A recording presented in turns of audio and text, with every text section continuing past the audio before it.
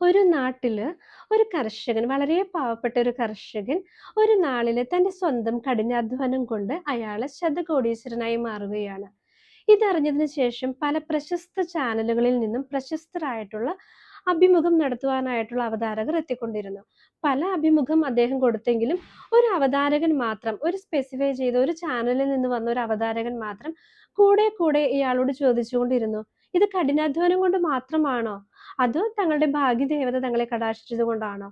ഈ ഒരു ചോദ്യം കേട്ടപ്പോൾ അദ്ദേഹം പറഞ്ഞു, ഇല്ല, എന്റെ കഠിനാധ്വാനം ഒന്നുകൊണ്ട് മാത്രമാണ് ഞാൻ ഈ ഒരു പോസ്റ്റിൽ എത്തിയതെന്ന് കൂടെ കൂടെ അദ്ദേഹം പറഞ്ഞെങ്കിലും ഇയാള് ഈ ഒരു ശതകോടീശ്വരനെ വെറുപ്പിച്ചുകൊണ്ടേയിരുന്നു.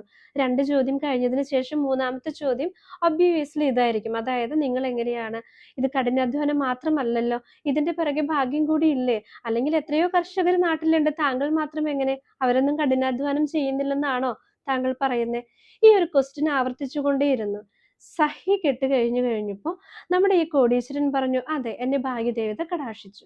ഇത് കേട്ട മാത്രയിൽ ഓപ്പോസിറ്റ് ഇരുന്നിരുന്ന അവതാരകന് ഒരു പരിഹാസച്ചിരി ചുണ്ടിൽ വിരിഞ്ഞു.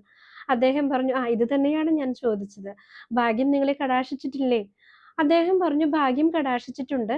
പക്ഷേ എനിക്കറിയാമായിരുന്നു എന്റെ തലയ്ക്ക് മുകളിലൂടെ കടന്നു പോകുന്ന ഒരു ഭാഗ്യദേവത ഒരു പ്രാവിന്റെ രൂപത്തിൽ അത് പറന്നു പോകുമെന്ന് എനിക്കറിയാമായിരുന്നു.